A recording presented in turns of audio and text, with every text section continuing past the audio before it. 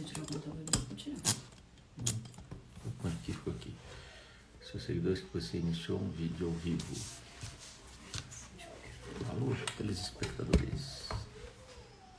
Estamos ao vivo. Ué, filha, por que não entrou? Ah, a Elisa entrou. Agora, o que eu faço? Calma aí, acho que entrou Elisa ver solicitação. Qual você vai fazer? É. Ai, aqui então. Elisa. Para apertar. Não, peraí, não é isso que eu queria fazer. Elisa. Transmitir com Elisa. Transmitir ao vivo com... Ué. Oi, gente. Boa noite. Tudo bem? Bem-vindos, bem-vindas. Oi, Elisa. Oiê, Marcos. Hoje eu tive Obrigada mais uma vez aqui. Acabamos pegando alguém ali de robô. Obrigado, Elisa. Tudo Obrigado bom? Obrigado, tudo bom. E você? Tudo Você bem aqui. está na praia, pelo jeito. Não, errou. Tá. Errei de novo. Já voltei para São Paulo. Mas outro dia estava cheio de prancha de surf atrás de você. Ah, é. Aí não tem jeito, tá? Legal, legal. Obrigado, Elisa, por aceitar. Vamos bater mais um papinho. Ah, imagina, eu que agradeço aí essa oportunidade da gente falar um pouco mais sobre angústia e, enfim. Pois é, angústia e enfim. Foi muito legal na segunda-feira, gostei muito. O Zé Antônio tem muita informação, tem muito assunto, não é difícil a gente parar de ouvir o Zé Antônio. Nossa, muita gente dando feedbacks assim super legais. As pessoas adoraram a live. Que bom, que bom, que bom. Você conduz muito bem, Elisa. Você é super tranquila. Você, não sei, você é estável, não é? Você é sempre assim regular, né? Eu fico atrapalhado, pus aqui tudo que eu vou falar num papel, perco o papel, faço uma confusão. E você está lá sempre, né, direitinho, nos trilhos. Ah, é por isso que eu já não pego nem papel nem nada, porque aí eu vou me atrapalhar, então. Talvez seja essa uma boa dica para mim. Obrigado, Elisa. Mas vamos bater um papinho sobre angústias. Angústia, nós estamos fazendo uma série... e angústia da alma, né? Que foi angústia do corpo e angústia da alma. Pois é. Muito legal. Não é um assunto fácil, é um assunto angustiante, né? Nós, só lembrando, pessoal que assiste a gente, nossos queridos alunos, boa noite, sejam todos bem-vindos, uma alegria estar com vocês. Nós estamos fazendo uma série de eventos que tem alguma relação com as emoções que têm se despontado nessa época de pandemia. Falamos do estresse, da tranquilidade, depois fizemos o medo, como lidar com os nossos medos, depois fizemos sobre o descansar, e agora está acabando as férias, então nada melhor do que, quando acabar as férias, falar um pouco sobre angústia, né? Voltar para a rotina. Angustiado que está terminando as férias. Terminando as férias, né? A gente costuma dizer assim, as férias passam muito rápido, a gente começa as férias, faz uma série de planos, não consegue cumprir nada, também não sei como é que, nessa época de pandemia, se as pessoas tiraram muitas férias, né? Mas a hora que vê, pronto, acabou, volta para o trabalho, em 3, 4 dias, parece que nem tiramos férias, mas a gente volta muito rápido para o nosso dia a dia, para a nossa correria. Por isso que foi importante a arte de descansar, né? Para as pessoas poderem se programar e aproveitar melhor os descansos aí das férias. Pois é, Elisa. Devo confessar que eu tenho aprendido mais nessas lives do que realmente colaborado, porque você tem trazido um público muito legal. Não é? A gente tem conseguido a adesão de pessoas que falam super bem. Eu achei muito legal a arte de descansar. O que você abordou especialmente foi muito bacana, o Leonardo, enfim. E agora, para esse nosso sobre as angústias, quem que vem? Quem que vai falar? Fala um pouquinho do nosso projeto. Então, Marcos, a partir de segunda-feira, né, dia 2, e por 3 segundas-feiras, das 19 às 20h30, nós vamos estar com o curso Como Lidar com as Nossas Angústias, né? E é bem interessante porque a gente vai trazer pessoas de diferentes abordagens para falar sobre angústia. E de uma forma não só teórica, mas prática, né? Que estratégias que a gente pode ter. Aliás, nas lives mesmo, né? A gente tem falado bastante, né? Eu acho bem bacana, Marcos, que você pensa como eu. Se for para fazer uma live, a gente tem que ter uma entrega para as pessoas, né? Não é só falar do curso que nós vamos fazer, né? É claro que isso é importante e os cursos sempre são super acessíveis. Esse curso também está no valor de R$ 95 lá no Simpla, né? Como lidar com as nossas angústias, o curso todo, e porque a gente quer fazer com que as pessoas possam ter acesso, né? E mesmo as pessoas que eventualmente não resolveram não fazer o curso, nesse conteúdo das lives, elas já têm alguma coisa para que elas possam utilizar para o seu dia a dia. Mas no primeiro dia vai estar o Jorge Barcat, que vai falar sobre angústia do ponto de vista da filosofia, né?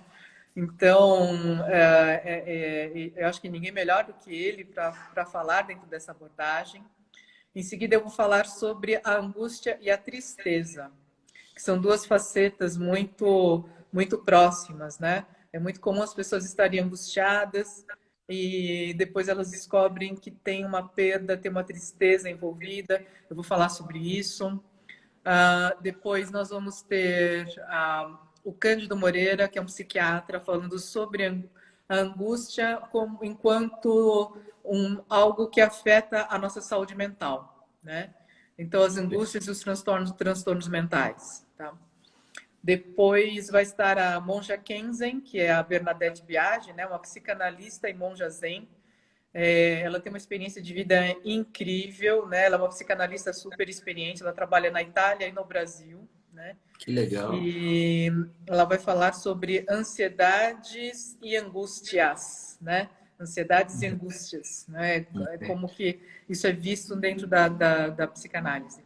E depois, no último dia, a gente vai ter um show de bola com o Marcos Rojo e com o José Antônio, né?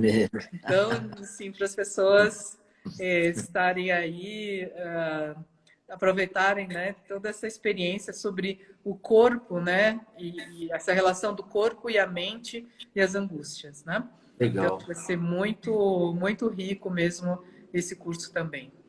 Legal, Elisa. Eu acho que você falou uma coisa bacana. A gente também faz das lives um momento de estudo para a gente, que a gente vai falar, e alguma coisa que também a gente possa oferecer para que seja útil. Eu acho bacana que as lives tenham esse caráter, sim. Afinal de contas, a gente vai bater um papo, a gente está falando sobre o curso que a gente vai montar, mas também é uma preparação. Eu tive olhando, e o meu aspecto sempre deve ser mais relacionado com o corpo, porque é por aí que eu entrei. A minha vida espiritual começou por aí, é curioso, mas eu fui para a educação física, me interessei pela educação física. Na educação física, me interessei por yoga, enfim, eu comecei esse trabalho de uma vida um pouquinho mais de autoobservação, de autoprocura, de autobusca, mas pelo corpo. E aí a gente põe o tema na nossa live de hoje, a angústia do corpo, a angústia da alma, né? Teria como separar, será, angústia de corpo e alma? Você acha? Olha, eu acho que não. Mas o ser humano, ele precisa ser didático, né? Para que a gente possa compreender as coisas, a gente precisa dividir, compartimentalizar, né? Então, eu vejo nesse sentido que nós acabamos separando o corpo da alma, né? Mas eu não vejo como algo, como sendo possível algo que afeta a alma não afetar o corpo, ou algo que ocorre no corpo, por exemplo, uma dor física, de alguma maneira não afetar a forma como a alma se manifesta.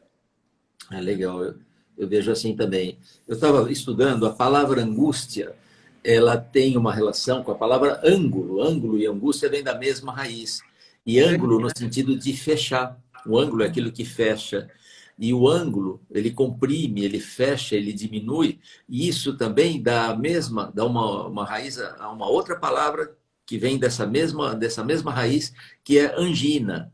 A angina também é uma compressão, a angina também é uma dor. Isso também dá uma outra, um desdobramento que vai para a palavra ânsia. A ânsia também é alguma coisa que vem lá de dentro, que comprime, quando a gente fala de ânsia, de vômito, essas coisas, que gera a palavra ansiedade. Então é engraçado que tudo isso é sentido no corpo. A gente sente a angústia no corpo, a gente sente aonde aperta. Será que a angústia aperta para todas as pessoas nos mesmos lugares? Será? Ou será que alguns sentem angústia mais no pescoço, alguém sente angústia mais no coração, no estômago? O que você acha? Eu acho assim que a angústia ela é algo visceral, né? Então a gente percebe como apertos ou contrações viscerais, mas talvez ela se manifeste de forma, talvez não, acredito mesmo que se manifeste de forma diferente nas pessoas, né? Cada um tem o seu calcanhar de Aquiles, cada um tem o seu ponto mais sensível, né? Nas vísceras, talvez seja a víscera cardíaca que alguns sofram mais, alguns inclusive passam a ter doenças cardíacas de tanto se angustiarem, não é? Nessa pandemia, imagino quantas pessoas não se angustiaram até por questões financeiras, econômicas, e acabaram tendo, por exemplo, uma hipertensão arterial, né?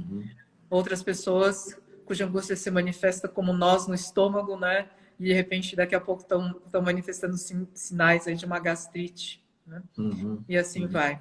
Mas é a forma como o corpo fala que algo não está bem, né? E é muito importante a gente prestar atenção para esses sinais, para essas manifestações do corpo, para que a gente possa, então, cuidar da alma. Legal, gostei disso, gostei disso. Eu tenho as minhas sensações de angústia mais na garganta. Às vezes me fecha a garganta, trava a garganta, e eu tento reverter isso com alguns exercícios, aqueles do leão, aqueles que põem a língua para fora, aqueles que abrem, enfim, e boa parte das vezes dá bom resultado. A ideia de angústia sempre me dá a ideia de fechar, como a gente dizia, aquela coisa do ângulo. Então, todo exercício que abre, que expande, me dá uma sensação bastante agradável. Às vezes até coloco um rolo ou alguma coisa nas costas e me deito sobre aquilo para expandir, para abrir e ficar um bom tempo.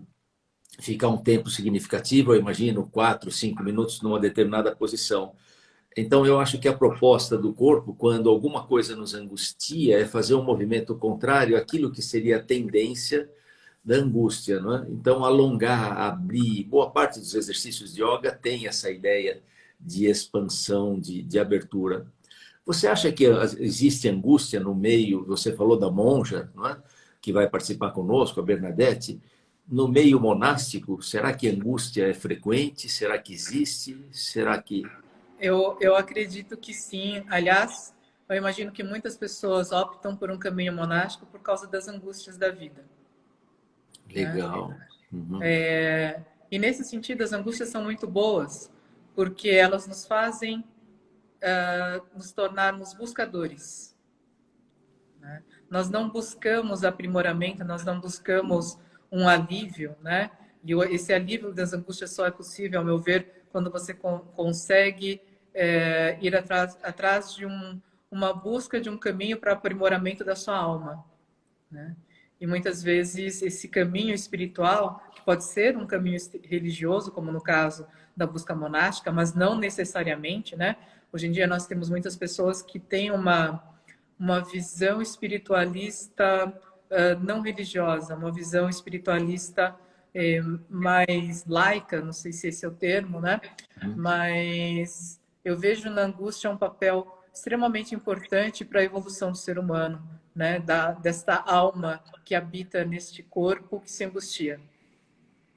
Interessante isso. Eu li um livro, eu acho que se chama Thaís, foi uma recomendação de Dom Alexandre, lá do Mosteiro de São Bento, mais um livro muito interessante, e ele fala da angústia de Santo Antão, e ele tinha um sofrimento, uma angústia contínua, e parece que a angústia é o que o movia para a busca espiritual, na tentativa de se livrar disso.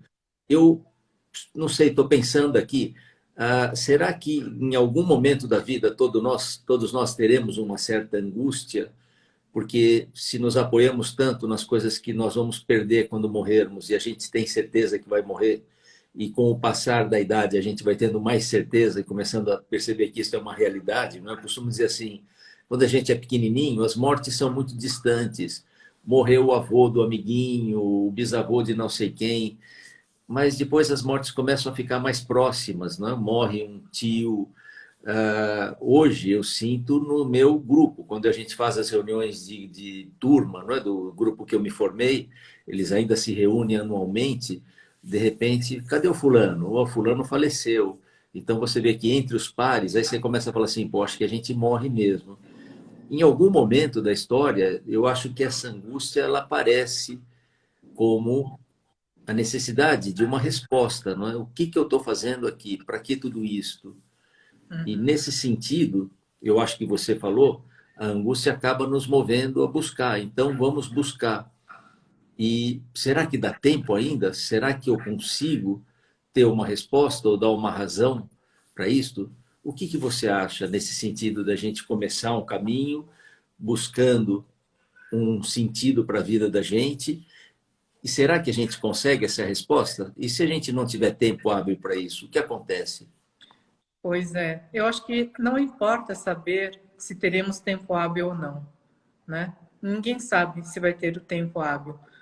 Você pode ter 20 anos e de repente amanhã de manhã acordar, você sai na rua e é atropelado, né?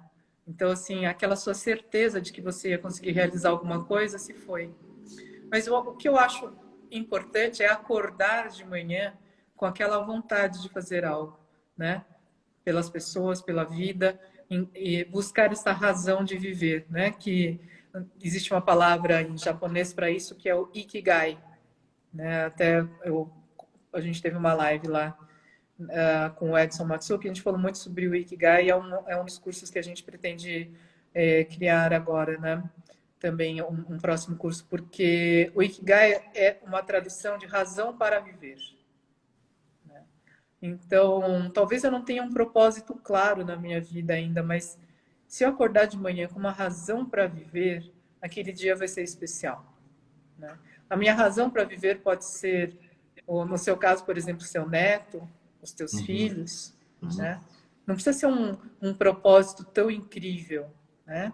Mas eu posso acordar de manhã e falar assim, nossa, que legal, hoje eu vou fazer um almoço para minha família, que vai ser demais, né? É a razão de viver daquele dia, mas eu acho que isso basta, né?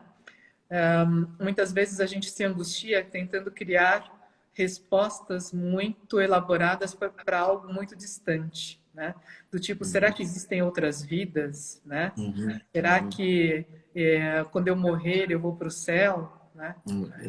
Se você vai para o céu ou não, se a sua próxima vida vai ser boa ou não, vai depender do que você fizer hoje e amanhã de manhã, quando você acordar, pensar no hoje, que vai ser o amanhã, né? E eu acho que se você for no seu dia a dia tendo uma vida digna, né, com integridade, com sentido, construtiva, benéfica, né, não tem por que você se preocupar para onde você vai depois que você morrer ou se existem outras vidas, né? Que legal isso. Muito bacana, Elisa. Eu, lá na Índia, eu perguntei para o Swami Digambarji, ele era discípulo de Swami Kuvalayananda, e eu perguntei a ele sobre reencarnação, porque não é da nossa cultura, eu queria que ele me explicasse um pouco mais. Mas o Swami não era muito dado a dar explicações além daquilo que a gente poderia compreender. E ele disse, olha, pense, na sua cultura, vocês têm que viver da melhor forma possível para merecer o paraíso, não é isso? Na minha cultura, a gente tem que viver da melhor forma possível para reencarnar melhor. Se vai ter reencarnação ou não, se vai ter paraíso ou não, o que a gente tem em comum nas duas culturas é viva o melhor possível, viva da melhor forma possível. O que vai acontecer depois, ninguém sabe. A gente não tem certeza, ninguém tem certeza. Mas ele falou exatamente o que você está falando agora, viva da melhor forma possível. Eu entendo que mesmo que a gente não vá obter as respostas, e acredito que a gente não vai obtê-las, o simples fato de estar caminhando e ter um propósito, de ter um sentido, já faz com que a vida da gente seja diferente. Mas isso, a meu ver, é sempre um reforço diário. Porque se a gente se esquecer, a gente volta não, às angústias, às incertezas. Então, isso tem que ser alimentado diariamente. Como é que a gente faz para alimentar esse propósito? Olha, eu vejo que algumas ações simples, como acordar de manhã e olhar para aquele dia e fazer uma oração breve que seja, né? Eu sempre acordo de manhã e eu procuro pensar assim, que hoje eu possa ser mais feliz e ajudar as pessoas a serem mais felizes. Que hoje eu possa ter mais compaixão e ajudar as pessoas a terem mais compaixão. e que hoje eu possa ter mais sabedoria, ajudar as pessoas a terem mais sabedoria. É isso, né? Então Que eu legal. procuro me lembrar disso de manhã, né? E durante o dia me lembrar disso quando eu começo a me perder, né? Eu falo assim, Legal. ai meu Deus, né? Que dia, não Uhum, sei o quê, que saco, blá. Aí eu uhum. falei assim, não, mas espera aí, qual que era mesmo o propósito do dia? Legal, legal. Eu acho que isso é um reforço que cada um faz por si mesmo, não é? É. Talvez alguns livros, alguns mestres possam orientar, mas se não partir de cada um, isso não vai modificar ninguém. E Eu tem que fazer imagino. sentido para você, né? Não adianta Uhum. você. Ah, não, porque olha, o mestre Swami, guru de não sei de quem, falou, mas se isso não ressoa em você, não, não adianta, né? É verdade. Isso não Se não será a ressoar. sua razão de viver. Legal isso, Elisa. Eu acho que uma das coisas que me faz bem é gratidão. Acordar e ser grato, né? Grato porque eu tive uma noite, às vezes bem dormida, às vezes nem tanto. Grato porque eu me lembro do Shimada ele dizendo assim: quando você acordar de noite e perder o sono, sinta o lençol, o quentinho da cama, o silêncio da noite. Fala, puxa, que bom, né? Tanta gente está passando um frio danado, dormindo na rua, eu estou aqui e estou reclamando de quê, não é? É. Tantas coisas que a gente tem e a gente, às vezes, se esquece de agradecer e isso acho que vai diminuindo o propósito. Você falou de vida Sabe? espiritual, Ah, só uma coisinha. A questão da lógico. gratidão, para mim, vira uma rotina da noite, não a da manhã, né? Então, Olha que assim, legal. na hora que eu me deito, né, e eu me estico na cama, eu sempre penso assim, nossa, né, que delícia, né? Eu até me lembro quando minha mãe estava doente, a gente dormia, ela dormia na cama ao lado, assim, né? Uhum. Eu me deitava e falava assim, nossa, que delícia, né? Ela falava assim, nossa, eu vejo que você fica tão feliz todo dia que você vai dormir.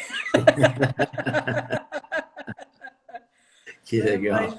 Mas aí depois do que delícia, aí vem toda a coisa assim da gratidão, né? Justamente essa questão até da cama, né? Quantas pessoas não têm uma cama, hoje principalmente, a gente pensa só quantas pessoas vão passar o maior frio, né? Deste século até agora, né? E a gente está podendo estar num lugar, isso já por si é um grande privilégio, né?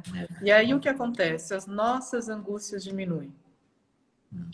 Quando a gente começa a entender, né, as coisas boas que nos cercam, né, e a gente consegue focar a nossa mente, não estou falando da gente negar os problemas, né, Uhum. de Uhum. fugir dos problemas, dos sofrimentos, mas da gente perceber também que existem, né, várias coisas boas acontecendo. Se a gente consegue focar um pouco mais, aquelas angústias não nos afetam tanto, né? E a gente pode deixar essas angústias para amanhã e dormir bem hoje.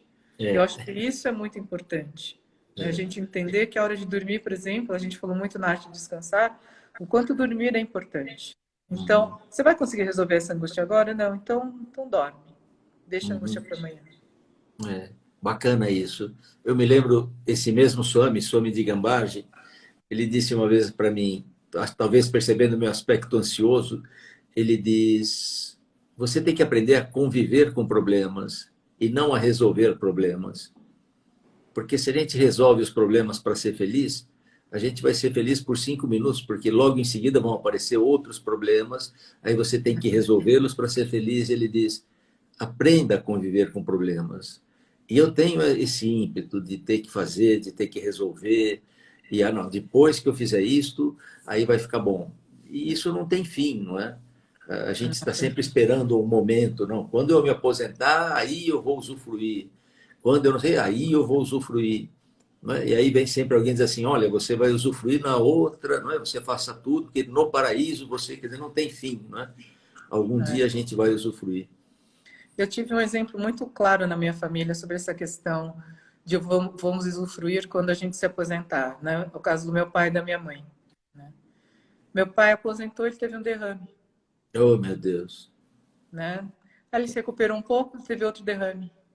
Oh, Então, assim, para mim, dali ficou muito claro, nossa, eu não posso deixar para usufruir quando para quando eu me aposentar. Mas também, é claro, eu não vou gastar tudo que eu tenho, eu vou viver assim, né, de uma forma maluca, mas para mim ficou muito claro a importância de, sabe, de estar feliz e de usufruir cada dia. Mas você busca um equilíbrio muito saudável, não é, Elisa? Quem te conhece, eu conheço, acho que um pouco, não é? Você tem um excelente equilíbrio entre trabalho e os conselhos que você sempre dá para a pessoa quando ela vem reclamar de um trabalho que está sobrecarregado. Aí você diz, vamos trocar de emprego, vamos ver como é que dá para fazer. E, enfim, isso assusta tanta gente. Como? Não é? Você tem que ver, mas tá dando para viver assim? Eu acho que você é muito ponderada, muito equilibrada. Isso teria sido talvez alguma coisa hereditário, porque é da cultura japonesa, teria sido alguma coisa que você aprendeu. De onde vem isso?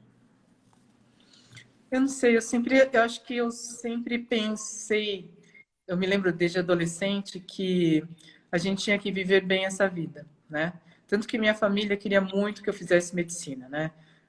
Você deve conviver com algumas famílias orientais, né? Então, principalmente naquela época, você tinha três opções: ou fazia medicina, ou engenharia, ou odonto, ou sei lá, direito, sei lá o quê, né? Mas para mim nenhuma dessas opções eram opções de felicidade.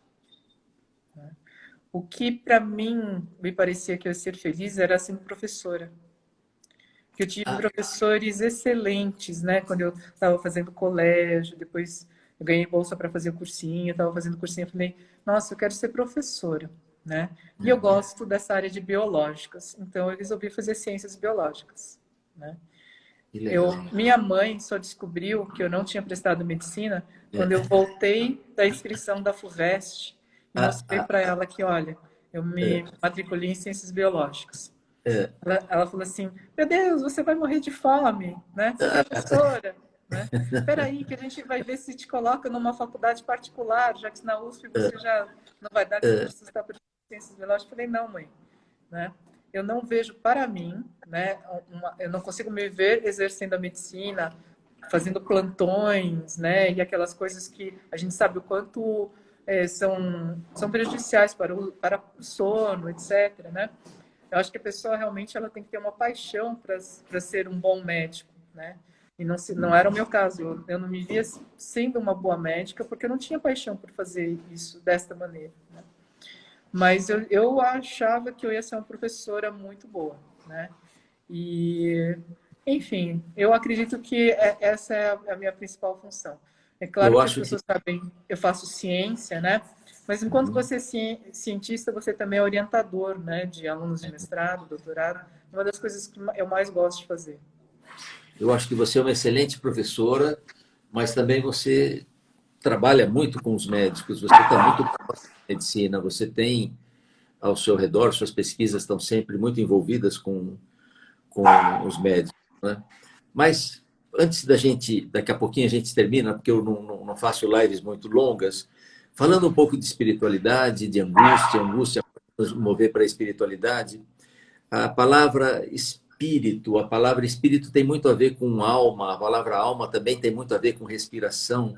A angústia, muitas vezes, por essa compressão, torna a nossa respiração difícil. Então, aquele que está bloqueado, aquele que está mais apertado, ele não consegue respirar muito bem. E isso atrapalha o seu próprio espírito, a sua própria respiração. Nesse sentido, você entende que, através de alguns exercícios respiratórios, a gente poderia mover, poder gerar uma ação que nos ajudasse no caminho espiritual? Eu acredito que sim, porque de alguma maneira eu vejo a respiração como uma via de comunicação entre o corpo e a alma, né? Você consegue acalmar a angústia da alma, né, através de uma respiração mais tranquila, mais lenta, né? E eu tenho aprendido muito fazendo a capacitação yoga com vocês, né? E Obrigado. eu vejo muito isso assim também aplicando nos atletas, né, de surf que a gente tem acompanhado, né, trabalhando com eles a respiração. Então, eu vejo sim como uma via que pode nos ajudar a aliviar as nossas angústias, né? Esse trabalho respiratório. Você falou a respiração como uma ligação entre o corpo e o espírito. Sim, Que né? legal isso, hein, Elisa? Que bacana. Eu vejo Swami que Anubhavananda fala a mesma coisa que você fala. Swami Anubhavananda, ele diz assim, sabe quando você tira a casca da banana, tem aqueles fiapos entre a casca e a banana em si, é aí, não, essa ligação é que é o trabalho respiratório. O trabalho respiratório, ele teria essa capacidade de deixar um pouco mais nítido, não, o que seria esse aspecto mais sutil que vem a ser a alma da gente. A e palavra desalmado, ela também pode ser entendida, eu estava lendo um livro do Gaiarsa, desalmado é aquele que não respira, olha, porque a palavra alma tem a ver com respiração. Desalma é aquele que não respira. O orgulhoso é um desalmado, o orgulhoso naquele sentido prepotente, ele é um uhum, desalmado, mas ele sufoca a si mesmo, ele se uhum. infla tanto que ele não consegue respirar, de tanto que ele infla, não é? E você está fazendo uma relação super legal com isso. E se a gente parar para pensar, as práticas básicas meditativas de várias tradições, elas são com base na respiração, né? É como se aquela atenção na respiração fosse nos conectando com o nosso mundo interno, né? É, é uma forma, é um caminho, é um. Legal isso. Eu estava vendo a palavra espírito, ela também tem. Estou estudando, você está vendo que eu estou me preparando para a nossa palestra, né? Para a nossa, que vai ser a terceira da edição do curso. A palavra espírito, ela também tem uma relação, ela tem a mesma raiz da palavra esperar, que tem a ver com esperança, que tem a ver com, no sentido negativo, desespero. Mas hoje em dia, a palavra desespero, não? A gente não usa muito, a gente trocou tudo por depressão, não é? Mas desespero, aquele que não espera, porque o sentido antigo de esperar não é um sentido de ficar sem fazer nada ou estar perdendo tempo. Esperar é aquele que está esperando, que tem esperança, é aquele que está atento. Ele espera, ele está observando. Ele não está desvinculado do estado de atenção. O sentido nosso de esperar ficou como uma coisa negativa, mas no Oriente Antigo, essa ideia de esperar, ela estava ligada a isso, manter-se atento. Você está esperando. Hoje, se a gente ficar sentado em meditação esperando, é um sentido negativo, porque há uma expectativa. Mas era esse sentido de estar alerta. Isso seria o sentido de esperar, que deu origem também à palavra espírito. Não é? E, enfim, a respiração, obviamente, como reesperar. Aquele que reespera, respera, que deve ter dado origem à palavra respirar. Aquele que reespera. Engraçado isso tudo, né? As palavras nos levam a esse jogo. Quem gosta disso é o Zé Antônio, né? Que faz Pois esse é. jogo. Mas, Elisa, você ia falar e eu te cortei. Não, o que eu ia comentar era do curso mesmo, né? Só para a gente não esquecer. Então, Uhum. as pessoas que tiverem interesse em como lidar com as nossas angústias, podem se inscrever pelo Simpla. É só você entrar no Simpla e buscar diretamente como lidar com nossas angústias. Ou também está no link da minha bio, no Elisa Cosassa. Não sei se está aqui no seu do Tá. Marco Rocha também, O né? meu tá assim. Quando abre, tá lá. E então é isso. E então vocês são super bem-vindos, né? Como vocês sabem, o curso está num valor muito acessível, R$ 95. Se vocês acharem que alguém pode se beneficiar desse curso, por favor, divulguem, né? Ele já está para começar aí na segunda-feira. As aulas vão ficar gravadas, né? Então, se você não puder assistir uma das aulas, você pode acessar durante um mês, né? As aulas vão ficar gravadas no YouTube. Uma coisa que as pessoas gostam, Elisa, eles vão ter momento para perguntas no final, será? Das palestras? Isso, né? Então, a gente vai ter as palestras, cada dia 2 palestras, 2 aulas, e ao final a gente abre para perguntas. Tá, As isso é pessoas, muito as legal. pessoas, que estiverem ao vivo na hora, então elas vão ter essa oportunidade de fazer as perguntas. Eu me lembro dos outros cursos, às vezes as perguntas são muito ricas, né? A pergunta acaba dando chance do professor falar alguma coisa que ou ele esqueceu, ou, às vezes, ele nem fez essa conexão e um ouvinte faz uma pergunta. Eu gosto muito desse, como dizia o professor Mário Ferreira, desse bate-bola. E as inscrições vão até o dia do curso, até segunda-feira. Até segunda-feira. Tá, legal. Que bom, Elisa. Te agradeço por ter me convidado. Peguei uma carona nesse curso. Estou Imagina, nossa, estudando. você está nos ajudando muito, muito nessas Imagina. divulgações, as lives, né? Mas Obrigado. eu me sinto muito estimulada com esses cursos todos que a gente tem feito, porque a gente tem tido feedbacks incríveis, as pessoas dizendo o quanto tem sido transformador para elas, né? Então, eu acho que é isso. O que a gente puder estar fazendo nesse sentido vai ser ótimo. Legal. Obrigado, Elisa. Obrigado pelo carinho. Obrigado por dividir com a gente esse seu conhecimento, essa sua serenidade, não que você expressa isso. Você é uma expressão ambulante de alguém que vive de forma equilibrada. E só para encerrar, ficamos felizes com a medalha de ouro do surfista, né? É do Ítalo Ferreira, né? Apesar das polêmicas com algumas outras notas ali, mas o Ítalo foi incrível, né? E ver a humildade dele, ele valorizando as suas origens, né? Eu acho que isso é realmente muito admirável, né? Legal. Você o conhece pessoalmente? Conheci o Ítalo numa das etapas Legal. lá do Tour, né? Não é um dos atletas que a gente treina, mas tem alguns outros meninos muito bacanas que estão aí despontando, quem sabe aí em 2024, e vamos ter o skate também, né? A gente trabalha com um dos atletas do skate, o Pedro Quintas, um menino incrível, né? E que tem feito um trabalho não só físico, mas interno também, muito bacana, né? Ele vê a importância realmente de fazer esse trabalho. Né? Ô, Elisa, vamos falar um dia, vamos fazer uma live para você contar um pouco dessa sua atuação com os atletas e o quanto você pode ajudá-los. Você Perfeito, contar isso, perfeito. vamos marcar. Lembra, esse trabalho eu faço com o pessoal da Personal Boards, né? Que são os atletas, é uma equipe que trabalha com atletas, tem nutricionistas, os personal trainers, enfim. E o meu trabalho é esse de trabalhar com foco, né? E com as Legal, emoções. legal. Elisa, eu tinha desligado os comentários para não esconder seu rosto, agora estou vendo as pessoas agradecendo, agradeço a presença de todo mundo, uma alegria estar aqui com a Elisa, uma alegria a gente poder compartilhar isso com vocês também. Então, quem sabe nos vemos na segunda com todo mundo. Vai ser muito bacana se vocês puderem participar, gente. Até Obrigado, mais, Elisa. então. Obrigado a todo mundo. Obrigado, gente. Bom jantar, se é que já não jantaram. Né? E agradecer na hora de dormir. Né? E quando levantar, se inspirar pela missão do dia. Obrigado, gente. Obrigado, Elisa.